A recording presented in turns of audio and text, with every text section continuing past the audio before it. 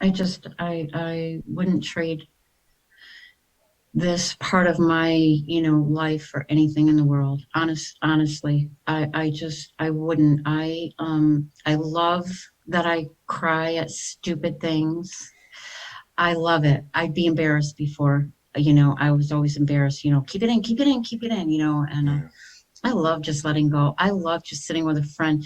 I had a friend call me the other day at work, and she's like, "I'm sorry I'm calling you at work." I'm like, "Oh, whatever. What's going on?" And she was crying, and this was happening, and that was happening. I just said to her, "Well, that sucks balls." And she started laughing. She goes, Yeah. "Oh my God, thank you." Yeah. I didn't try to give her, "Oh, it's okay. It'll pass." She knows all that. She knows all that. She just That's needed right. to unload it. That was Lori Anderson of Lore's World. You're listening to the Recover Yourself podcast, and I'm your host, Martin John. This podcast explores the big picture of recovery, not just the part where we're recovering from. We explore what there is beyond putting down your drug of choice. In these conversations, I hope to invite more people to question the things they're picking up or recovering to. Today, Lori and I are talking about some of the differences between recovering from and recovering to. Recovering to has been such a part of my life for so long, I can't always express it well. But when I connected with Lori, it was much more fresh in her life, and I wanted to bring her on to discuss it. One thing I can say about Lori is that she is a strong woman. As a healthcare worker, mom, and nana, her recovery is affecting people around her all the time. Lori, thank you so much for joining me. I really appreciate you taking the time. Well, I really, really appreciate you having me on. It's an Yeah. honor. So much of what I do is like try and look for truth, and I'm really grateful for the work that you're doing on Lore's World and talking with people about story and all of these. Of course, I don't focus on that. So one of the first places I would like to start is when you entered recovery. I don't want to know about Mhm. your situation, but what did you think back then recovery was going to give you? It's crazy because I was feeling very remorseful, and I remember calling my brother and saying, "What do I do?" And he said, "Go to an AA meeting." And I was petrified. People were going to know that I was drunk. And he's like, "It's okay. They already know in your town." I lived in a small town, so it was like they're going to be happy that you're there. Um, so I thought that I would honestly, I thought that I would find someone that would teach me how to drink responsibly. I know that sounds crazy, but Hmm. I thought I'd find one person or two people and I would be able to do something, or maybe take a special pill and just be able to just relax and or not drink so much. That's what I really thought, to be honest with you. To be honest with you, I thought I would be able to control it. Yeah, and Um, I think that's the consensus across the board for a lot of people, yeah, is that they enter these, whether it's court ordered or with the idea that I'm not going to quit. Like yeah, that's not my intention. As you started, because we're going to be talking about the difference between recovering from and recovering to, because you're in a yes. wonderful position in your recovery to talk about that, and it's something that I always have a little difficulty talking about because I have 20 years and I've been doing the recovery to thing for so long. It is just Yeah, part of my it's part recovery. of you. Yeah. Yeah, and so as you were in your recovery, when and what or how did the idea that, oh, this is going to be forever come in? Um, 6 months in, a friend in the rooms raised his hand and said he was celebrating 20 years. And my head flipped around like Linda Blair, like, are you fucking kidding me? I've got to do this for the rest of my life. Honestly, I was God, like, God, no, no, no, no, no, no. I thought I'd just, learn a little something, get my little certificate, and be on my way. They all laughed at me because I said it out loud. Are you fucking kidding me? Yeah. Wow. Don't you get it yet? Yeah. So I was like, oh God, it hurt my heart. Yeah. It hurt my heart that this was going to be a lifelong thing. At Um, that moment, what did you feel like you lost? everything, everything, and that I was going to be doing some kind of penance for the rest of my Mm, life. mm, I did something wrong that got me in these rooms, and I was going to be doing penance every day for the rest of my life. I'm sorry, I'm sorry, I'm sorry. And it was soul crushing. I was like, it was soul crushing. I stopped drinking, so what else do you want from me? right. Yeah, that was the Wow. feeling that I got. So this is like this is one of the things I like to talk about. Like there is like recovering from has this connotation of fear. Yes, And that yes. fear that you were holding on to, can you talk a little bit about that? Like can you talk Yeah, about I like that mean, fear that was underneath it all?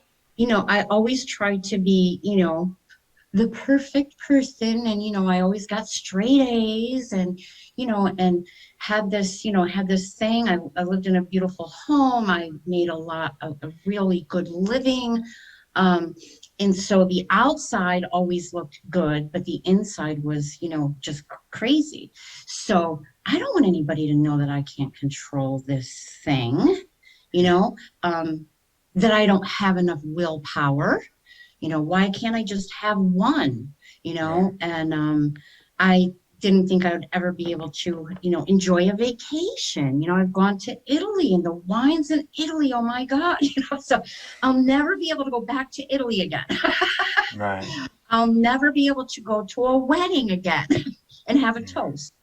I'll never be able to, I'll never be able to, I'll never be able to. I had all of these reservations that, what if something happened to somebody in my family? Well, of course, that's, you want to, you have a drink to relax. I'm never going to be able to do that. What if I lost my job? What if my marriage was on the rocks at the time? What if I get divorced? Oh my God, oh my God. Well, That's funny, right? Like I just want to kind of bring up like all of these things are things that you now, I think, in your recovery as it is today, see all of those individual things as things you would want to approach with a clear mind.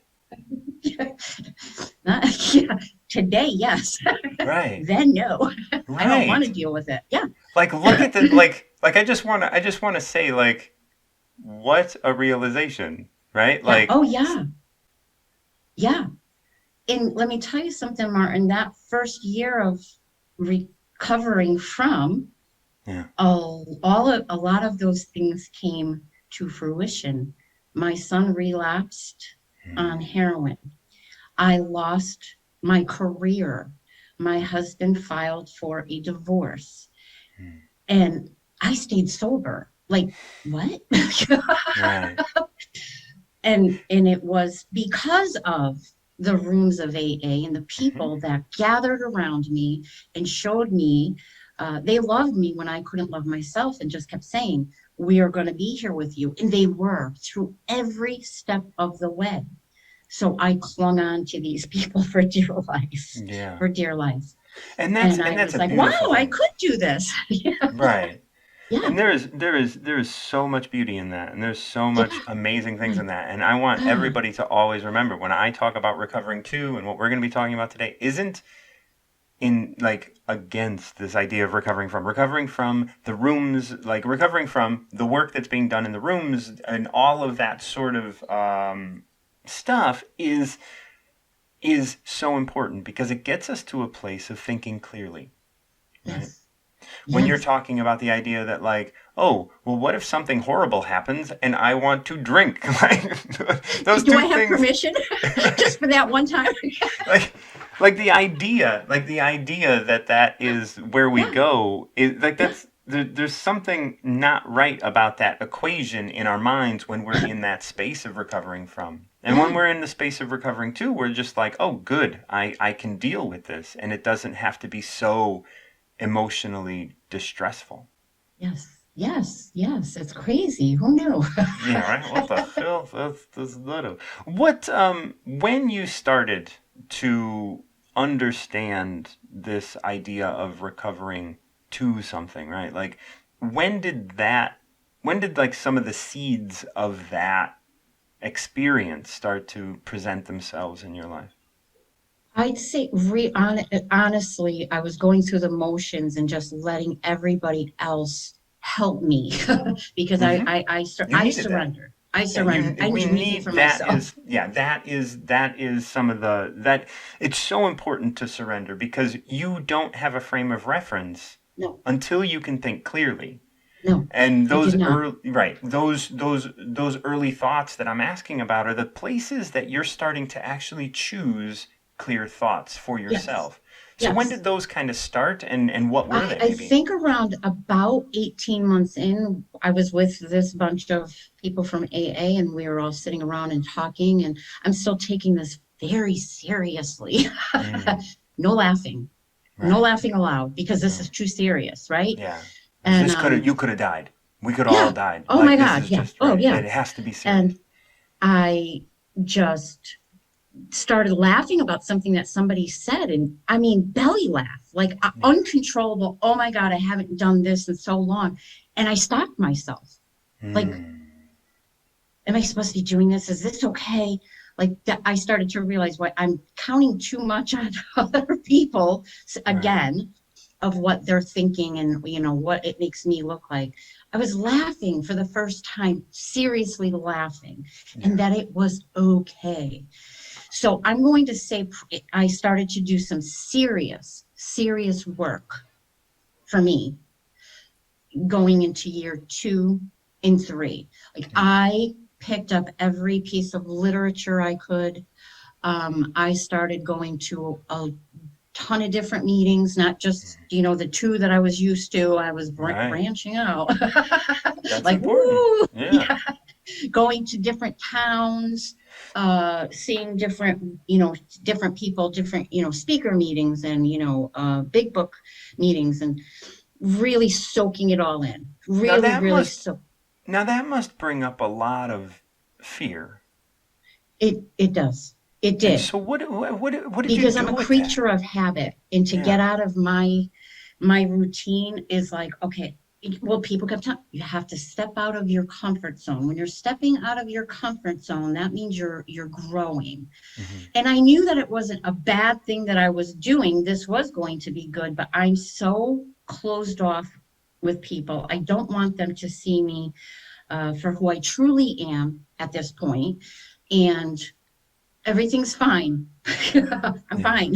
Don't ask me. Because my idea was I used to use people for things. So if I said to you, here, let me give you a ride, I wanted something in return.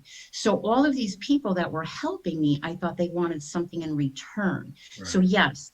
So now I'm starting to go to, different places where people don't know me again, Yeah.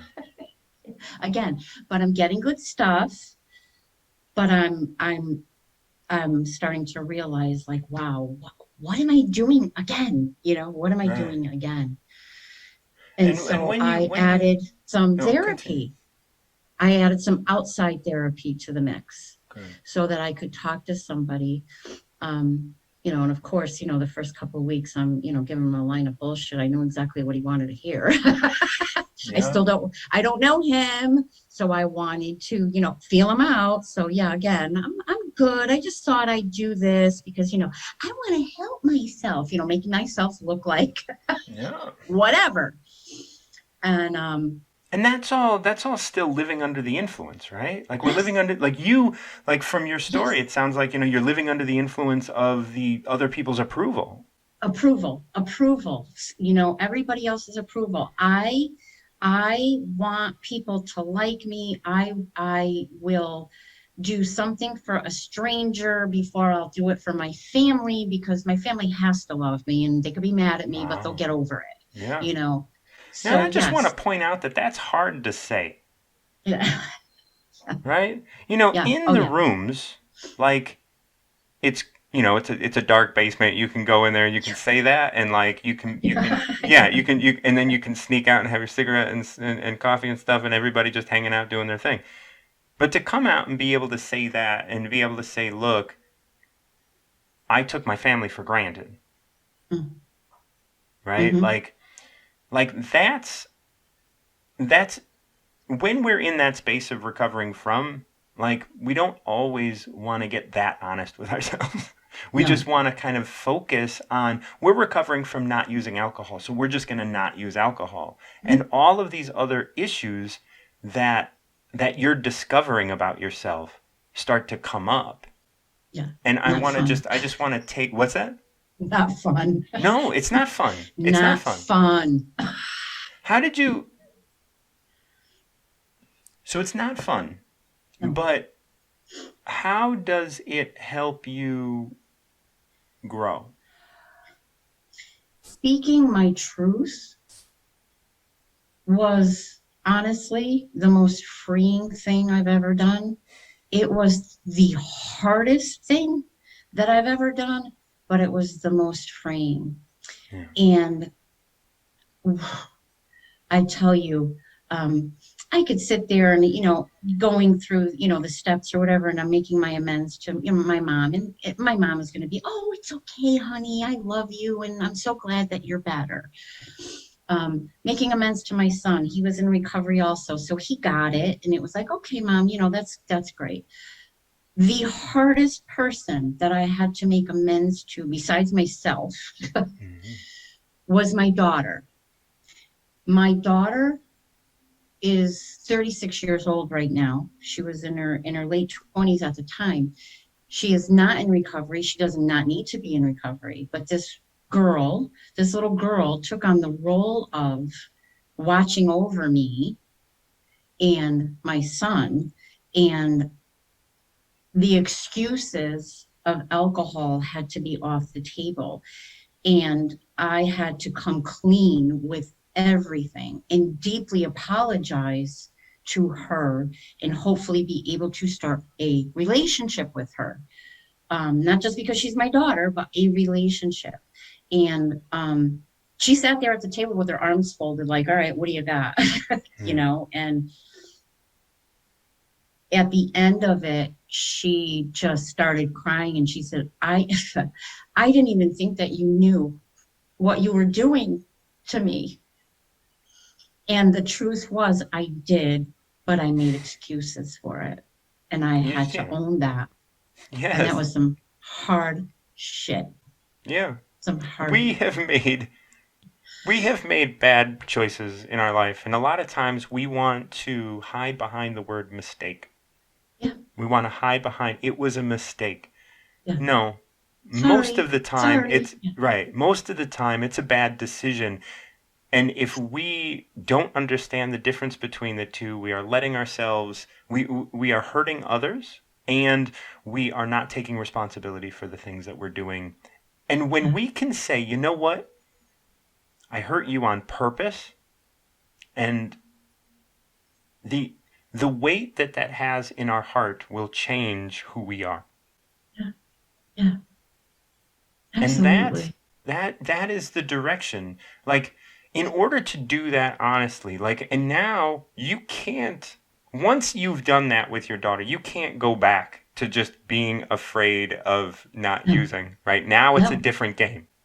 Oh, it's a game changer. It's Yeah. a game changer. The relationship I have with her now is, oh God, I could tell her anything. She tells me things that she never would tell me before.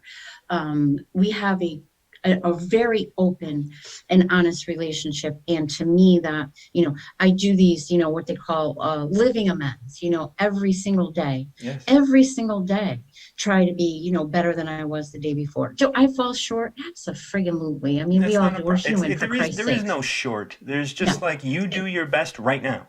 Yeah, that's it, and that was the other thing that I had to start recovering too, is stop being a perfectionist, Yes. because that oh my God, who's perfect? What? One of the things that I wanna bring up is, the relationship with your daughter is so much better. Mhm. How has the relationship with yourself changed since that moment?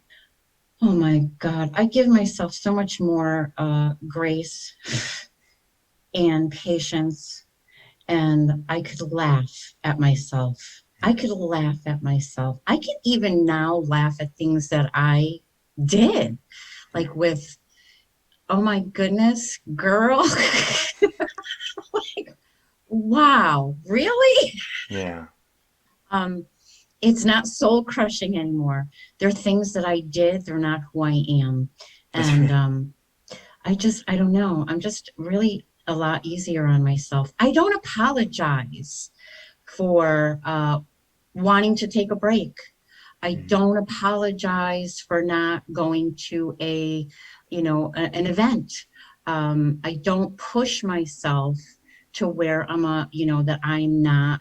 You know what? Today, I just really want to. Yesterday, I did it. I sat home all day, no TV on, candles going, and I read a great book. And I didn't apologize for it. I didn't feel guilty about it. Where I would feel guilty before if I wasn't being productive. You know, Right. I'm just a lot easier on myself. See, we look at that, and so much of that, like that idea of being productive, is living under the influence of something else, someone Yeah, else's idea of what you yeah, should be.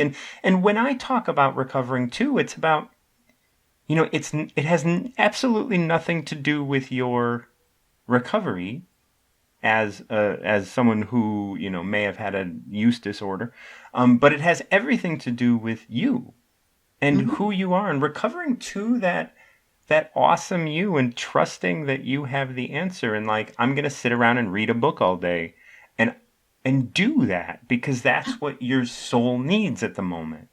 It was called soul therapy, by the way. Mm. This is why when we're thinking clearly and we're able to speak up, we're able to connect with other people. Mhm, Because, if you're not thinking clearly, if you're thinking through the lens of productivity, if you're thinking mhm. through the lens of alcohol, if you're thinking through the lens of your partner, then the words that are coming out are not yours. No, they And never were. They never were. And that is what is so crazy. I said to my husband, I'm married for the third time. Oh, I'm such a hopeless romantic.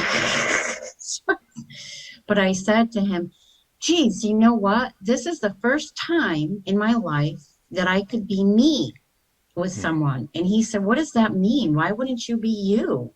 right, I never was. I always answered what they wanted to hear. I always did things I did not want to do or participate in, ugh, just to make them happy. yeah. And never really, never really enjoyed myself because I'll get through it. All right, just hang on a minute. We got to go to a wedding that I don't even know this person. All right, great. Where's the booze? Right. And so it's interesting, like you established a lot of relationships based on your penchant to please other people. Definitely. Or Bingo. Ding, ding, ding, ding. Absolutely. how how did they respond to your newfound vision of You know what? yourself? I'm friends with my two ex-husbands now. I'm friends with my two ex-husbands now. The first one I met when I was 15 years old. I'm Italian. He was a lot like my dad. I wanted to get out of the house. He was my way out. I got married at 20, had my daughter at 21, my son at 23, and I was so miserable. This is not what I wanted, but I wanted to get out of the house, but he was my way out. So, of course, I blamed him for a lot of things. And I'm Like, sure he blamed you for stuff. I mean, oh he had God, to go yes. through his Oh own God. stuff. Like, Oh, it was it's not crazy. one-sided, but Oh no, not at right, all. But I could see that now. And I right. I made amends to him and we talked and we're good. We've got No. two great kids. It's wild. It's Yeah. wild. And the second one was I fell hard and fast, and his whole family drank like I drank. So they weren't alcoholics, but they wouldn't say anything. And he was one of these people that would be like, he was the protector. So he let me drink. He never said anything about it. He would, let me drink, and he would drive me home, and he'd put a blanket on me at the end of the night. And it was just insanity on my part. But of Right. course, once again, I blamed him. Well, if you did this and if you did that, and you should have a better job, and you should have, emasculating him because I was so miserable. So I wanted him to do all these things that he couldn't do, Yeah. and that's one of the things. You can't get something from somebody that does not have it to give. So Right. why am I, and so I am just, a wildly, alcoholic, just screaming all the time. And when I decided that I needed to get sober, um, he stuck around for the first year, but he didn't know what to do with me because he wasn't taking care of me anymore. There Right. was no more of this craziness. I truly believe, and he and I also have had a conversation, and we're he texted me a few months ago and asked me, he's like, "You're the only person I know. I have a friend that's her husband's really bad. Can you give me some resources?" And I was like, yes, yes, yes, I Yeah. can. So um he forgave me, I forgave him, both of them, and it's just so crazy. I smile now because it's like, wow. But they were what I needed at that time, Hmm. just like AA was what I needed at that time, and now I'm doing something else. You just, I don't know, you just keep, I shouldn't say we Right. or you, I just keep evolving, and I'm That's right. I'm in one space, and then it's like, AA is still is great. I still do, a meeting or two a week, maybe a month. But I've gotten into other avenues that give me more energy and soul. More what you Sometimes need right now. That's all. right You now, don't this have is to what I define need it as right anything. It's now. just, yeah, it's just I gives you love it. more what you need right now. Yeah, I love it. I just Yeah. absolutely love it. And And the game has changed over the years, and there's new stuff all over the place. Like, I mean, I've been out there for, like I've been out there like talking about this stuff for a long time, but my podcast has only been out there for 3 years, and so things have changed, like and yeah, now like I'm contributing to the conversation in a different way, and so people can approach it from a different place, and that's yes, what yes. and that's what, that's why it's so important for me to have you on the show. And so when you started sort of like owning your recovery outside of the structure of the rooms of AA, Mhm. how did you approach your community? Like when I say community, I mean your recovery community with My that because recovery community yeah, is very, very small, small on the grand scheme of things. right, yeah. And, it was the pandemic. We couldn't Hmm. go to live meetings. So I started a Tuesday night women's meeting, and I was, chairing it because I had been chairing this meeting. So I said, I'll just host the Zoom meeting, and we'll bring it into, our living rooms. And I still do it every Tuesday night. I've been doing it for the past 2 years. I love these girls. But there's, some of the other people, when I said I was going to start Lore's World, I was going to start this conversation. You can't do that. You're supposed to be anonymous. And I'm like, I'm not going to say your name. You don't have to come on my show. You don't have to watch it, but this is what I need. I don't want to be anonymous anymore.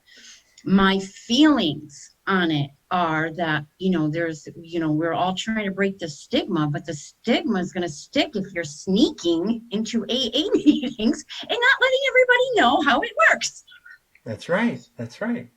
So Such this is a for me. This is for me. I asked one woman who's got a terrific story. I asked, "Oh God, no, Lori. Oh no, that would break the tradition, and you shouldn't be doing this." And oh, I'm like, okay, you don't have to. I totally respect you for that. But I'm going to continue. And I didn't know how it was going to go, and after having, 5 or 6 people say, that I shouldn't be doing it because it was breaking, traditions of AA, I kind of got a little sad, um, but it was like, okay, that's fine. If this is not meant to be, it's not meant to be. And then I discovered the world of Instagram, the recovery world of Instagram. Holy fucking shit. Yeah. I was blown away. Um, it was a game changer for me, Martin. Yeah. I just feel so rejuvenated. There are people on there that do 12-step programs and still are, open about their own recovery. I'm not doing anything wrong. Like, I got the validation, and I know I Yeah. shouldn't have to have the validation, And we already talked. That's I some of took your it. shit. Like, what's up? Like, oh my God, yes, there's some other people out there like me Right. that, you know, do this program and want to talk about it. And so, yeah, like out of a dark church basement, Yeah. out into the real world.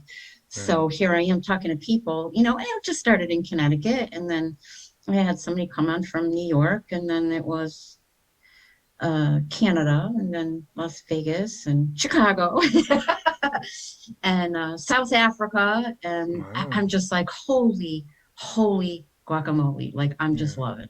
Yeah. Like, And anonymity is one of those things that like you said, it really just continues to kick the can of stigma down the road. It's not picking it up and putting it in a trash can, because that's what coming out and speaking up does, right? Like, we yeah, have to yeah, yeah, recognize it.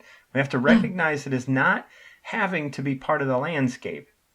Like, it right. can it can be picked up. It can be removed. Like, those Abs- traditions were made 80 years ago. yeah. Yeah. And you know what, Martin? Some people have said to me, I love what you're doing, but because of my job, I Hmm. can't do that. So I totally get it. I totally get it.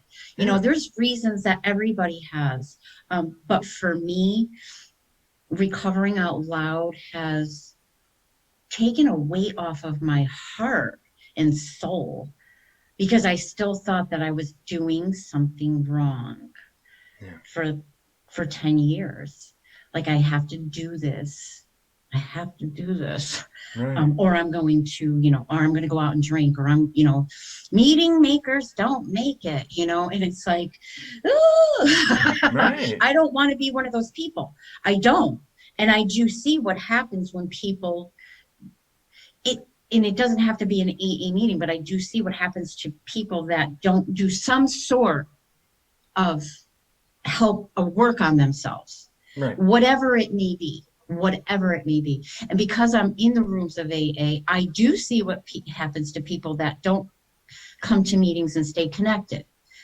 I thought this girl that walked in a room, she was beside herself. I'm like, oh, poor thing. She's got, I remember having, a couple of days. She was sober for 20 years. Hmm. She wasn't drinking. She just had not been connected for the last 10. Right. And it's like, I do not want that thinking part, because that sneaks up on me like that, whether I'm, not on Instagram, or not doing an interview, or not reading, or not, you know, talking to somebody in sobriety, somebody in recovery that I admire, that I like what they have. Hmm. I love what they have. My thinking will go right back to, well, geez, maybe next week I start these expectations, and I start this, oh, what if this, or what if that? And it gets me nuts. It gets me crazy. Yeah. And so I have to just take that deep breath, unplug, light a few candles, read a good book, and talk to Martin John on a Sunday morning. I love this. This Yeah. is all part of it for me. It This is. is I mean, just all being part being of it for me. involved in your life. Being present in my life. Yeah. because when I say, unplug and sit on the couch and watch TV, if I in early recovery, not knowing what else to do but not drink, I'd roll up in a ball for weeks at a time, And that's important waiting. at that moment. Yeah, waiting to get to the next meeting, like, oh my God, oh my God, oh my God. I gotta get there, I gotta get there. And not doing anything else. But that was okay. That was Yeah. okay. I needed to do it, but I could see why it would it and this is the other thing. I could put myself in other people's shoes now, which I never could before. Empathy. I never had that. Yeah. Never, ever, ever had that. It was all about me. Yeah. Me. And now I could sit back and just go. And I think that's why I get very emotional. You and me both. Very emotional because I know. You don't even have to say anything. It's just a look on somebody's face in looking across a room or being on FaceTime or being in a Zoom and looking at them. And I'm like, I feel you. You don't have to say anything. And that sometimes is all anybody needs, is to be heard, to be seen, and it's so important. So important. And that's such a beautiful thing because, so many, like, that's a big part of this space of recovering too, because when you are comfortable with who you are, you can be comfortable with somebody across from you that's hurting. Mm-hmm. When you're hurting and when you're not comfortable with who you are and you sit with somebody that is not comfortable, you want to fill that space and you want to talk and you want to tell them what to do and you want to tell them what they're doing. And you want to feel right. You want to you want to feel good somehow, and so you do that. But when you know who you are, when you have been recovering to who you are, you can sit there and you can be uncomfortable with somebody and just love them in the moment for what it's giving you. Mm-hmm. I wouldn't trade this part of my, life for anything in the world. Honestly, I wouldn't. I love that I cry at stupid things.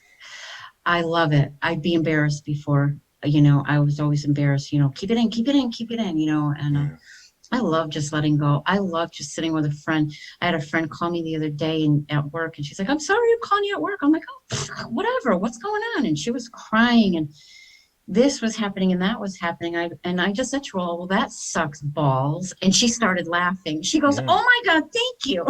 Yeah. I didn't try to give her, oh, it's okay, it'll pass. She knows all that.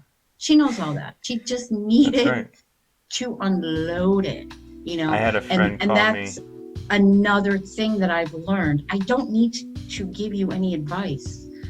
I just need to sit with you and be your friend. That's it. You know That's what to do. I'm just going to sit here and support you in that. Like, I had a friend call me the other day and I just said, I get that. Yeah. And that was all I had to say.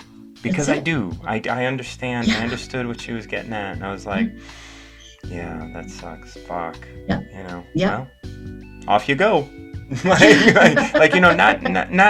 mean, I didn't do that, but it's I know exactly what you're saying. Yeah, it's like, well, I just sat there with her for a while. She goes, you were exactly what I needed. I know all the slogans. I know what I need to do. She said, I just needed to unload it. And that's the thing. Sometimes people just want to vent, and that's, they don't want your advice. They already know what they need to do. They just want to get it all out. And that's something I've learned. That's something I've learned because, of course, when I started to really get the recovery thing, I was like, oh, this is what you got to do. Yeah. If you do this, and this, and I'm not about that. I'm not about that anymore. Another mistake I made, and I learned mistake, whatever. That's the whole point of AA, though, is to give you tools to get you to think clearly. Yes. And once you think clearly, you can, know that the answers that you need are in only one place. Laura, thank you. Fuck, this was so good. I love it. I'm so glad we had to do this over. Yes, me too. The transition between recovering from and recovering to is a natural one if you allow yourself the space to trust yourself a little bit every now and again. Maybe it's true your addiction is out in the parking lot doing push-ups, but you can also hit the gym, so you can own your recovery without the fear of having to look over your shoulder for the rest of your life. You can find the link to Laura's World, a video series where she helps spread the stories of people recovering out loud, in the description of this episode. Please rate and review this podcast and or leave comments for this episode to help me better create helpful content. Support this show at anchor.fm or support me and my work at Patreon, where you will get access to unedited content as well as writings and access to supporter group portrait sessions with me. I host workshops regularly, which are both open to the public and a source of continuing education units for professionals. I also take a limited number of one-on-one clients every month, so contact me when you're ready to work together through martinjohn.com. I also accept financial support through Venmo at martinjohn_Garcia, so if you benefit from listening to this content, please consider supporting my efforts. Thank you for listening to the Recover Yourself podcast, and until next time, keep recovering yourself.